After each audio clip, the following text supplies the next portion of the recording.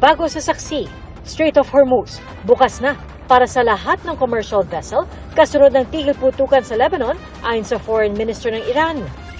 Presyo ng diesel, iro-rollback ulit ng halos 20 pesos. Gasolina at kerosene, may bawas presyo rin.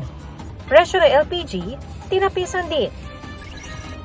Mahigit 2 milyong pisong halaga ng diesel nasabat sa iligal umanong pag-iimbak at pagbebenta ng petrolyo sa San Mateo, Rizal.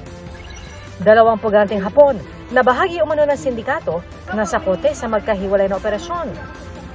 Paano nga ba mapapauwi sa Pilipinas si Zaldico kung walang extradition treaty ang ating bansa sa Czech Republic? At mga bagong proyektong nakalinya para kay Jillian Ward.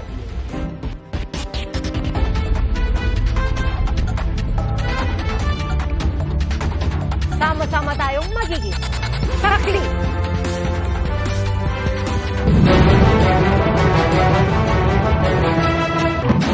Bago sa saksi, binuksan na ang Strait of Hormuz kasunod ng ipinatutupad na tigil putukan sa Lebanon, ayon po yan sa Foreign Minister ng Iran.